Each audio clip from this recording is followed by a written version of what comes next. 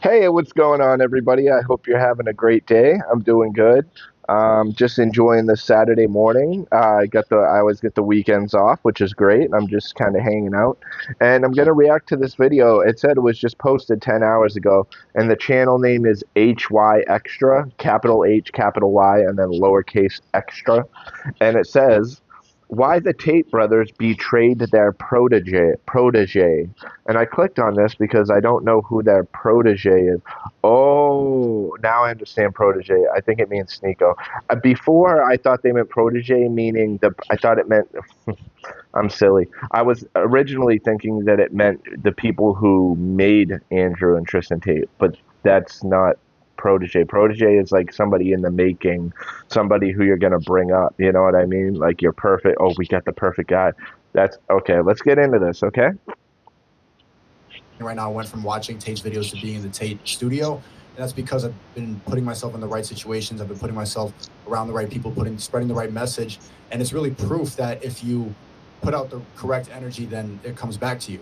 In September of 2022, Sneeko boarded a flight to travel nearly 5,000 miles to Romania to meet his hero, Andrew Tate. But since then, you rarely ever saw Sneeko and Tate talk to each other even online, and definitely not in the same room. And recently, they're anything but friends. And then I said to Tristan, anyone who names themselves Sneeko, like you're naming yourself Sneaky. Imagine I was saying, hey, my name's Rat. Your name is Cobra.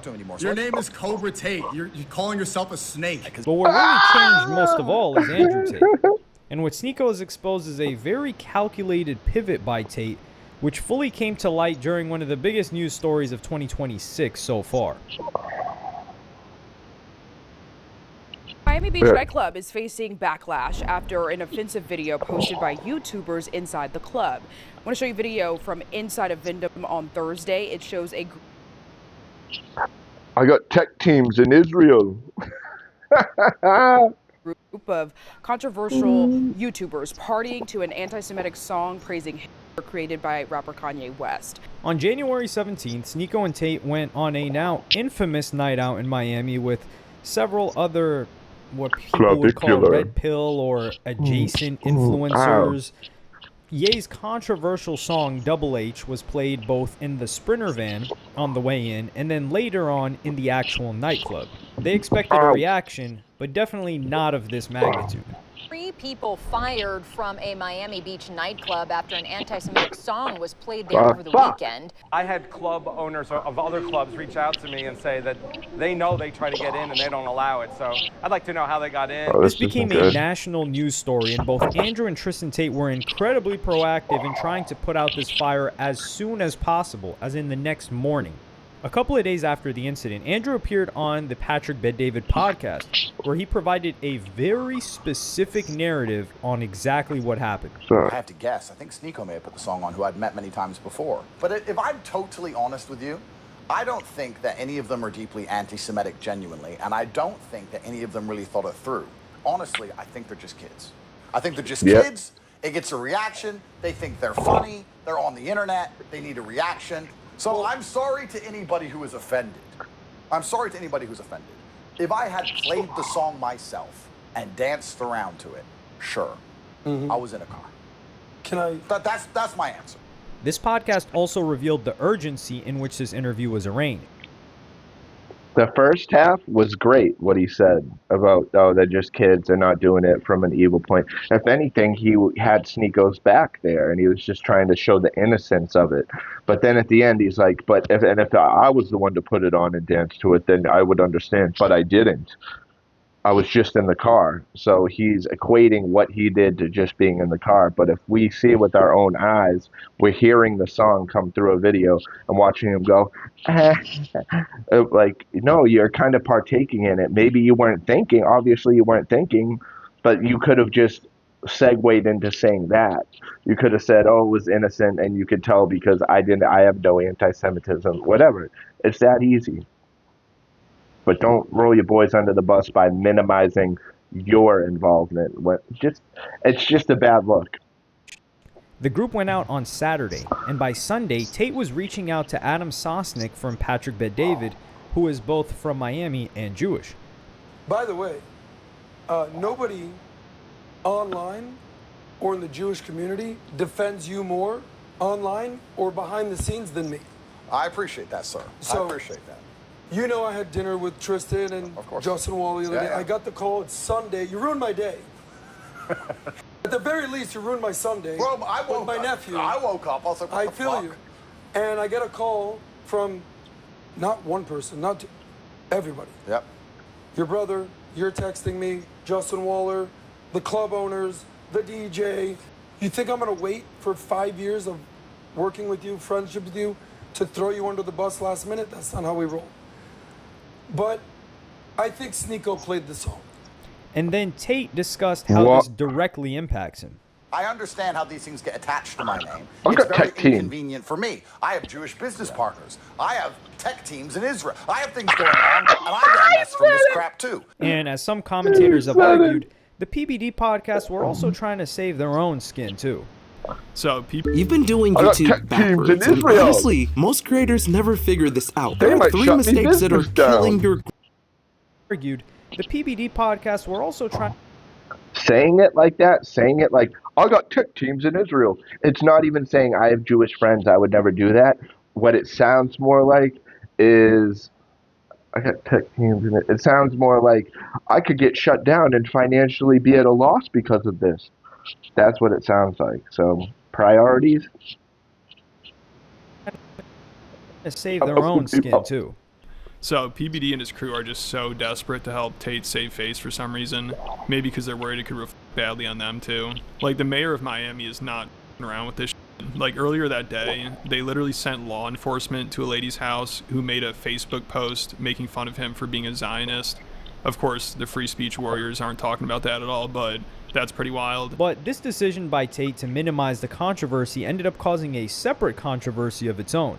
Sneako went on stream to point out that not only did this apology go against Andrew Tate's entire brand, but also contradicted what he said to Sneako on the very night that it happened. When we were at that party, you remember the stream? We were talking about doubling down. Andrew and Tristan did kind of pioneer that. When they were getting canceled out, what did they do? Double down, double down, double down. Don't apologize. Don't fold. Never bend. Don't apologize. We were talking about that on the stream. Double down. Double down. So I thought we were on the same page. And there are countless examples of Tate speaking about how you should never say sorry. This whole humiliation ritual, all this bull they put me through had one singular objective. And the objective was to make me say sorry. I was the symbol of resistance. And all they wanted me to do was say sorry. They wanted me to go up after being marked in and out of jail, after having my life wrecked, and cry or say, I'm sorry for what I've said in the past. I'm sorry for what I've done in the past. What I did wasn't right. I know that's all they wanted. Because once they get that, he's not top G anymore. Look, he was top G. We hit him with the system. Look, he's sorry. Look, look. See? That's your hero. Don't fight against the Matrix. You're going to end up like that guy. And they can't stand that I've never said sorry. I ain't sorry to Ron DeSantis. I ain't sorry to Byron Donalds. I ain't sorry to their AG. I ain't sorry to anybody. Because I ain't lied. Everything I said is the truth. I ain't sorry. My I'm not sorry eye. for living my life as a full-grown man. I'm not sorry for the mistakes I made. We're all human, and we've all made mistakes. There's nobody watching this who's lived more pure than me. And of course, there are also plenty of examples of him posting provocative content purely for shock value.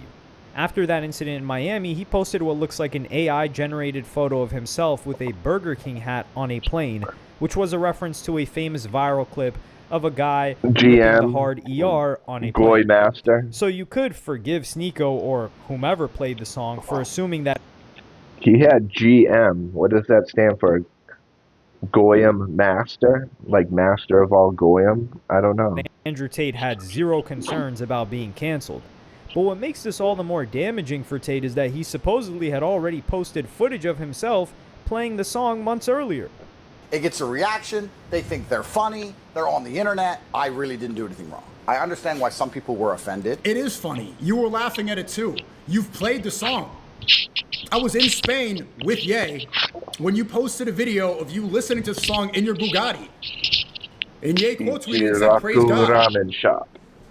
Do you think that we have short-term memory loss? This was not even a year ago. You were driving in the Bugatti going by. In the club, you were laughing when it came on. What are we doing here? Tristan was laughing. Mm-hmm. It's in 4K. It was live on stream. That's what I just said in the beginning of the video, is to us, when we're looking with our eyes and listening to we can hear the song with our ears, but we see what they're doing with our eyes, and we see that all going on at the same time. The song's on, it's jamming, people are like this, so they're feeling the music, and they're like, ah.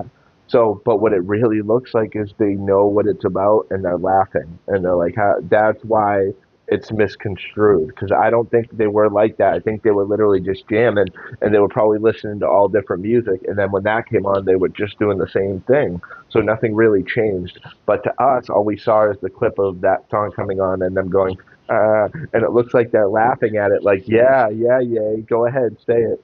And that's what makes it look so, like, anti-Semitic, you know what I mean? But it's just crazy that the guy who never said sorry before and prided himself on it folded. I got tech teams in Israel. That's become the clip now. You'll hear Sneeko say it. But I got tech teams in Israel. And it's not just Andrew saying it. I think Tristan said it too or something. This is crazy, bro.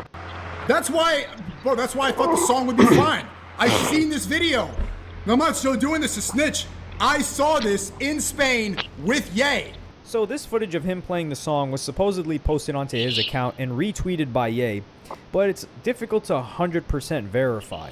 Someone could have easily added the music to the video, but what is still available online is this footage of Tate on the Rob Moore podcast speaking about this song in relatively positive terms. Oh, come on, dude. What he's doing, perhaps he's a genius, Who's perhaps that it's an guy? accident. That's who I thought You that should guy ask was. him.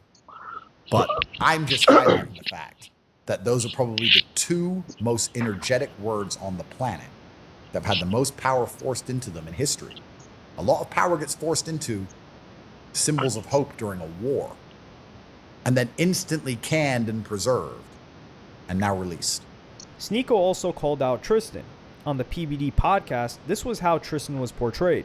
When I watched the video, Andrew... When it comes to tree work, not all crews are created equal. At Walnut Tree Service, we take... When I watched the video, Andrew, with you and them, Tristan looks extremely uncomfortable. But when Sneeko watched over the video, this was clearly not the case. Hey Tristan, what's up with this? Oh my God! Oh look, he grabbed the phone. Looks like you're having a jolly good old time. Yeah, Tristan, see, that's what I mean. They're I'm like a man of my word. No, you're not. Like to the music, you know. Oh, all of them, everybody. Yeah, sing it again one more time. Are you time. pointing to turn off the Bluetooth? What is this about? Now he's going like this. It looks like you're kind of mouthing the song here, Tristan. What's going? What? Hey, wait. Got him. Someone Caught zoom 4K. in. Is this somebody who's just offended and just? It looks like you repeated the lyrics right there, Tristan. What about Tate, Andrew? What about Andrew? What is this? In the club too. No, it couldn't. The right hand. Are you enjoying the song with Nick Fuentes? Are you moving your hand?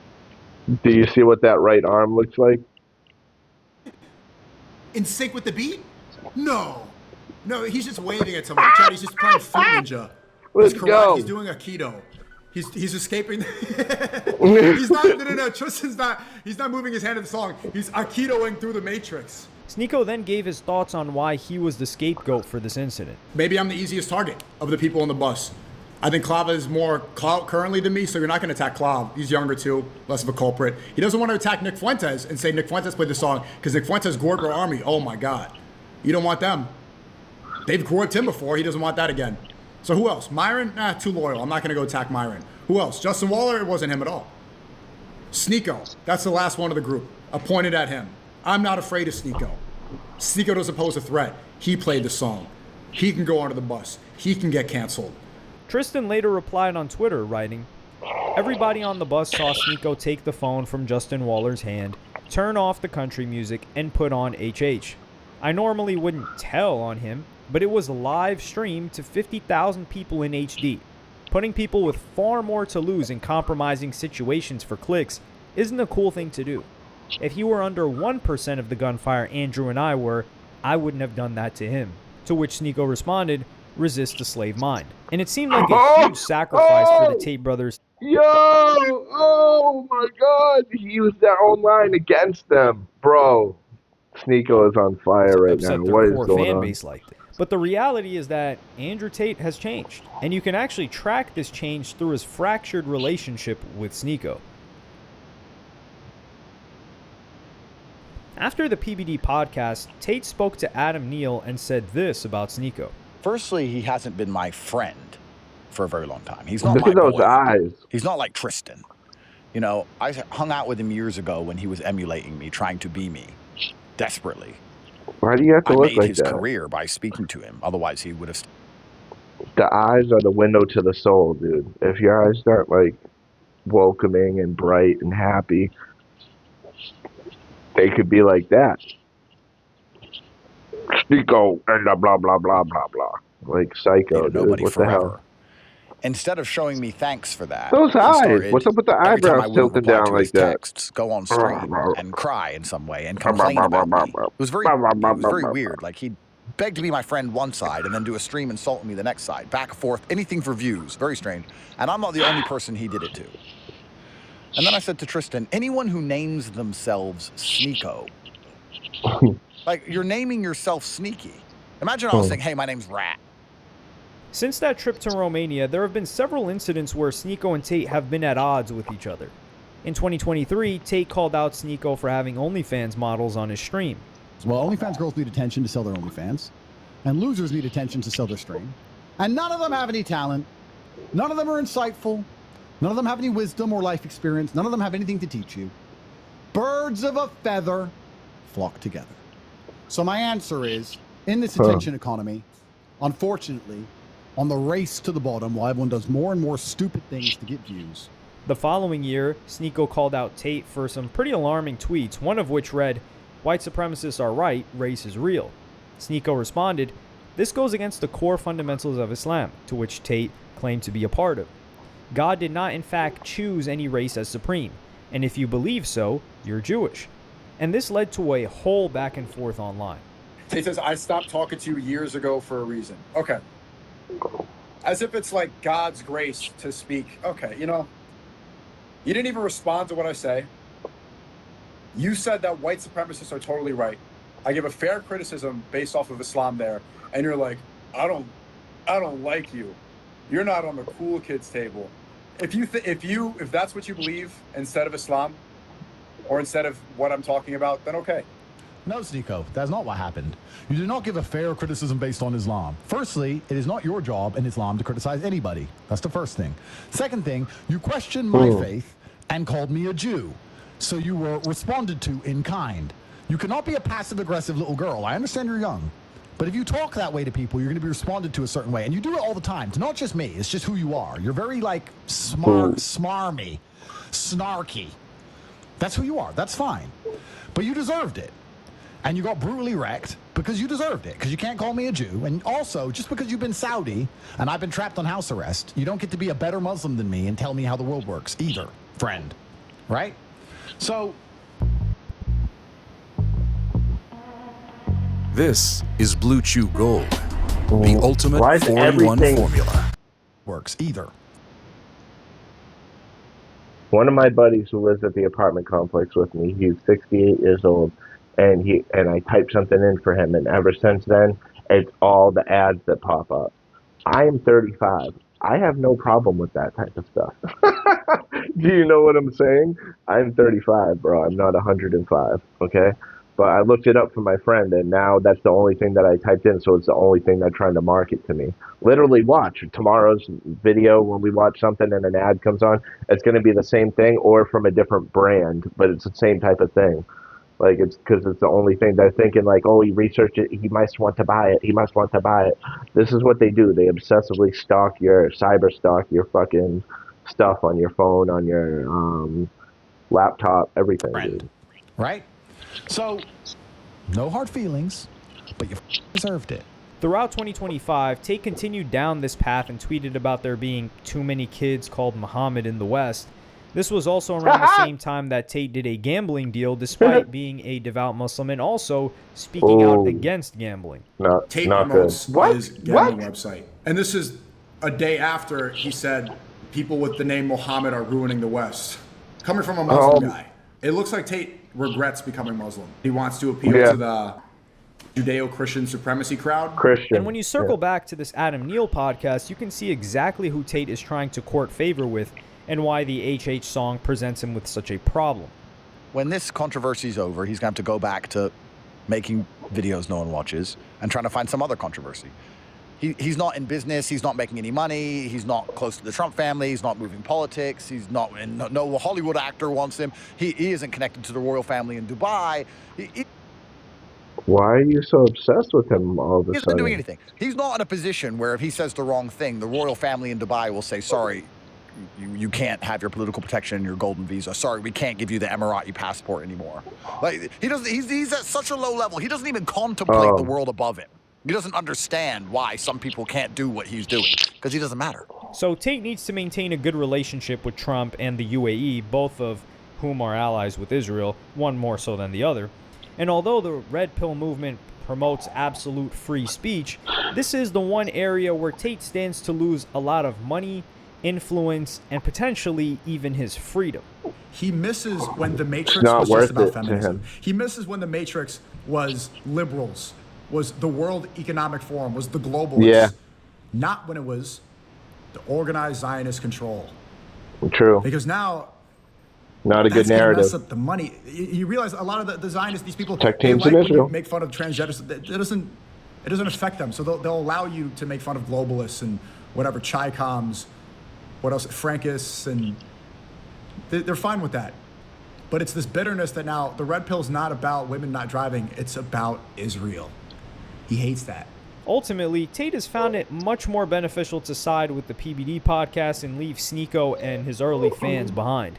He seemed to be under the impression that Adam Sosnick and Patrick Bet-David are his true friends, who are also very well connected, and Sneeko was simply using him for clicks and didn't serve much of a benefit to him as a friend or somebody that's a peer. However, there's one particular incident which shows that this... It should never just be, oh, what benefit can somebody give me? Oh, if I'm friends with somebody, well, they better help to bring me up financially or spiritually or something. Because if they don't, what's the point? That's so cocky and arrogant and stupid and foolish and closed-minded and greedy, you know? So don't do that. This is actually the other way around. Shortly after visiting Tate in Romania, Sneeko was a guest on the Saucecast, which was a podcast hosted by Adam Sosnick. On the podcast, Adam played this clip of Andrew Tate talking about his kids. How many kids do you have? I'm 35, and if you guess the number correctly, I'll tell you. 2 kids? Two. You think I'm some... 5 kids. 5? You think I'm some... 10. Closer. 12. Around there. 8. Okay, you have kids. Damn, I didn't know that. Why wouldn't I? Did they all have different baby mothers? Yeah. I mean, not all different, but there's been a few ovens to bake the bread. Yeah. Women are slow, G. Like, I say this all the time. I'm like, listen, I have no problems having kids with one woman. It's fine. But if you're going to take 9 months to grow a single, simple baby, then you're just messing about. That's your problem. So here, Tate had not given away the exact number of kids he has. However, Adam Sosnick decided to reveal this private information on the podcast. This is the first time I've heard Tate acknowledge that he's got kids. Okay, he just said he had how many kids in this video since you did a reaction video? Closer to 10? Double digits. Right? Yeah, I'm not sure how true that is, but... You can see how Sneeko is clearly uncomfortable with the direction of the conversation, but Sosnick continued. What? Either do I, because he told me point blank how many kids he had, and the number was more than 3 and less than 5. You can do math. So, but with a few different moms. 4. But he's acknowledging the fact that he has kids out there. So, the top G has kids, per his words. Okay, so when I said, at some point you're going to have kids, at some point I'm going to have kids, I don't have kids yet. What's your thoughts on that? The fact that he's coming. That's the first time I heard him say he has kids. Oh, well, I knew that. I thought it was secret information, so I guess we could talk about it now. But do you understand? That's exactly what I'm saying. Is he told me that exact number in confidence. I met one of his wives. It's actually a hilarious story. I'm sitting there in Madrid. So you're exposing I'm sitting it? there with Pat and our production team. We're sitting there, and we're just having a conversation. We're doing the interview with Tate the next day, and I look across. We're at the Four Seasons in Madrid, sick hotel, and I'm looking across just like this. How I see Natalia right there, I see a gorgeous brunette girl, gorgeous, and I'm looking. How you doing? I look and I go and I'm like, huh, and this is how my mind works. That's an attractive woman. What the hell is she doing there by herself? Definitely probably not by herself. She's probably not paying for a room. Probably with the dude. Let me go look for the dude. Boom, I look this way. There's Tate walking towards her. I go, oh, there's Tate. Pat, hey, there's Tate. Boom, boom, boom. Hey, what's up, Tate? How are you? We do the whole interaction there. He says, hey, do you guys want to grab dinner tonight? We're like, well, yeah, maybe we'll think about it. Actually, turned out, we said, probably not best to do dinner. We're going to do a whole conversation tomorrow. Why, talk about everything we're going to talk about tomorrow. There's also a real lack of self-awareness here where Sosnick started to take pride in the fact that he kept this all private. The point is he introduced the girl as his wife. At that point in the interview, we didn't put it on camera. He said, by the way, I have 4 kids.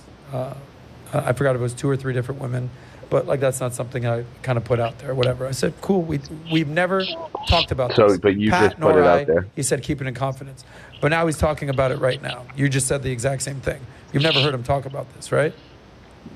No. So why now? Why would he reveal that to Aiden Ross of all people? And this footage showed Sneako being the loyal friend, at least in this scenario, while Adam Sosnick was using information that he told him in confidence to promote his podcast. To be fair to Sosnick, he did apologize for this later, but probably at the request of PBD, and if it were Sneako, would Tate have accepted this apology? Oh, we're about to be nuts. So I did a podcast with this guy called Sneako. Yes. 2 weeks ago, let's Yes. say. And let's just say it could have gone better. Hey. I should have been nicer. Ooh. Genuinely. It just should have been nicer. Yeah. Be nice.